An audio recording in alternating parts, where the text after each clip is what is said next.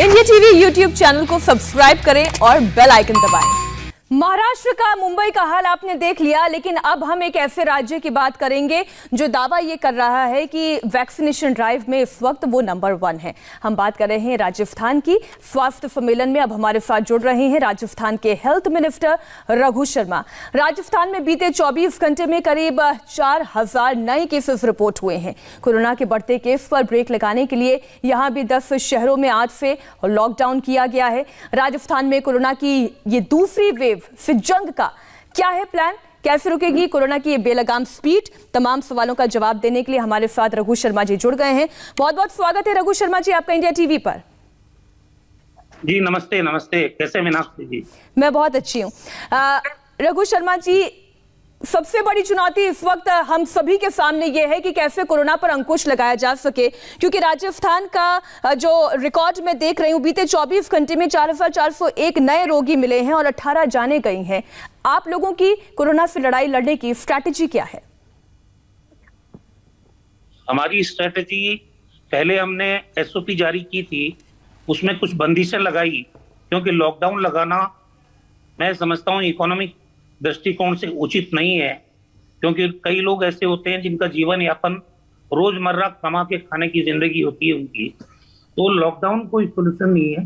हमने opposition party के लोगों से भी वीडियो कॉन्फ्रेंस के माध्यम से बातचीत की, सारे धर्म गुरुओं से बात की, एनजीओ से बात की, जो हमारे डॉक्टर्स हैं उन लोगों से भी बात की। सबकी ओपिनियन ये थी कुछ सख्ती हम शुरू करें।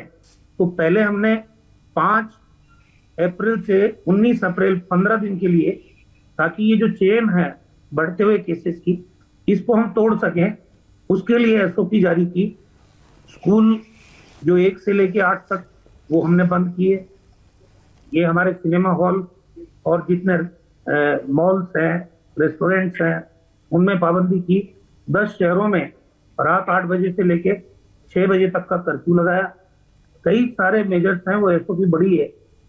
उसके बावजूद भी पिछले 15 दिन से लगातार ये जो पॉजिटिव केसेस की संख्या है बढ़ती जा रही है। कल 4401 केस आए, उससे पहले 3900 केसेस आए, 500 केसेस पर डे बढ़ रहे हैं। तो ये जो चीजें हैं बढ़ते हुए केसेस की, अब सबका फोकस ये है, वैक्सीनेशन हमारे यहाँ शानदार हुआ। हमको भारत सरकार ने 1 करोड़ वैक्सीन दी, करीब 99 लाख वैक्सीन हम लगा चुके हैं। 1 लाख हमारे पास वैक्सीन बची है और थोड़ा बहुत वेस्टेज हुआ। अब हमारे पास वैक्सीन नहीं है, और वैक्सीन के अलावा मास्क लगाने को एक जन आंदोलन मुख्यमंत्री जी आ चुके हैं, हमारी पूरे राजस्थान के लोगों को कनेक्ट किया हुआ है। हमारे जो पंचायत लेवल के सरपंच हैं, जितने जनप्रतिनिधि हैं, अभी ये शुरू ही होने वाली है। मैं बीच में आपसे डिस्कनेक्ट होऊंगा, लेकिन नहीं, मैं कोशिश करूंगी जितना समय है मैं ज्यादा से ज्यादा जानकारियां आपसे ले सकूं, क्योंकि इस वक्त राजस्थान में बैठे हुए भी बहुत से दर्शक आपको सुनना चाह रहे होंगे, जानकारी आपसे मिल रही होगी। ऐसे में आप ये कह रहे हैं कि नाइट कर्फ्यू आप लगा रहे हैं, क्या संपूर्ण लॉकडाउन की भी आप बात कर रहे हैं कुछ क्षेत्रों में, जिसमें अगर मैं बात करूं जयपुर की, जोधपुर की, उदयपुर की भी अगर मैं बात करूं, जहां पर केसेस तेजी से बढ़ रहे हैं? 10-11 शहर ऐसे हैं जहां पे 100 से ज्यादा पॉजिटिव केसेस हैं। अब लॉकडाउन तो नहीं लगाएंगे, लेकिन इसको पार्शियल लॉकडाउन कह सकते हैं, जिसमें शाम को 6 बजे से लेकर सुबह 6 बजे तक हम कर्फ्यू भी लगा सकते हैं। जो फैक्ट्रीज में लेबर काम करते हैं उनसे हम ये भी कह सकते हैं कि वो फैक्ट्रीज में ही उनके रहने की व्यवस्था करें। हम पब्लिक ट्रांसपोर्ट को भी कम कर सकते हैं। बहुत सारे मेजर्स हैं जिन पे अभी चर्चा होगी। ये बीसी शुरू होने वाली है हमारी अभी जी। आज कंक्लूजन पे पहुंचेंगे कि आने वाले समय में इस चैन को हम कैसे तोड़ सकते हैं, उस पर हम विचार कर रहे हैं। मास्क लगाने का जो आंदोलन पहले भी हमने चलाया, हमारी गवर्नमेंट ने विधानसभा में कानून बनाया, पहला राज्य पूरे कंट्री में जो मास्क की अनिवार्यता का कानून लेके आया। और आज भी चिकित्सकों का मानना है वैक्सीन से ज्यादा कारगर मास्क लगाना है। तो ज्यादा जोर हम कोविड के एप्रोप्रिएट बिहेवियर को आम जनता में लागू करने पे ज्यादा फोकस करेंगे। रघु शर्मा जी, हम वैक्सीनेशन की बात कर लेते हैं, क्योंकि गहलोत साहब ये कह रहे हैं कि वैक्सीन का स्टॉक लगभग खत्म हो चुका है। और अगर मैं राजधानी की बात करूं तो जयपुर में ऐसे 350 सेंटर्स बताए जा रहे हैं जो वैक्सीनेशन की कमी की वजह से क्लोज करने पड़े हैं। आपके पास क्या व्यवस्था है, क्योंकि सरकार तो ये कह रही है कि आप लोग डिस्ट्रीब्यूशन ठीक तरीके से नहीं कर रहे हैं। बिल्कुल गलत बात है। वैक्सीन के मामले में कोई राजनीति नहीं होनी चाहिए।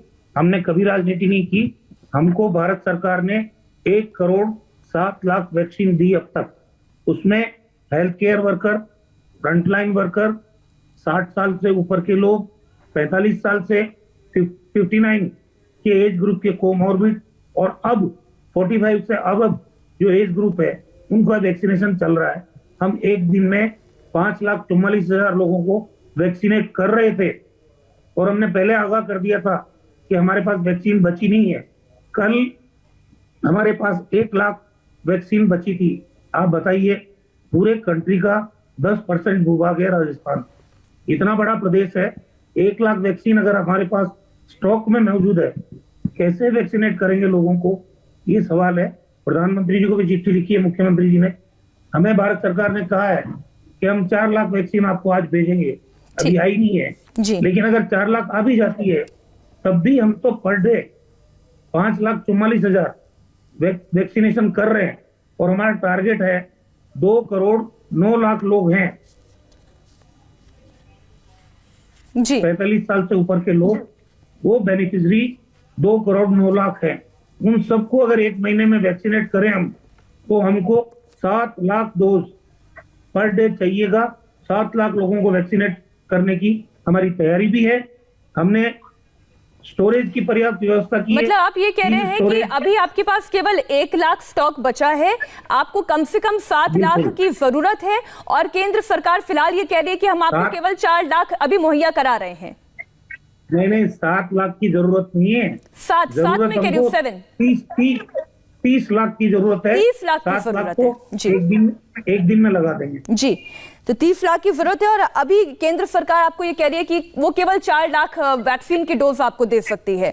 अच्छा, अब गहलोत साहब ये भी कह रहे हैं कि वैक्सीनेशन 18 से प्लस एज ग्रुप में अब लगाना चाहिए, एक नीति परिवर्तन होनी चाहिए।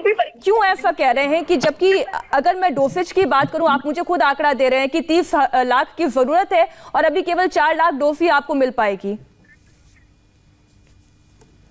मीनाक्षी जी, अभी जो पॉजिटिव केसेस आ रहे हैं, पहले तो हमारे जो एल्डरली लोग थे उनके ज्यादा पॉजिटिव केसेस आ रहे थे।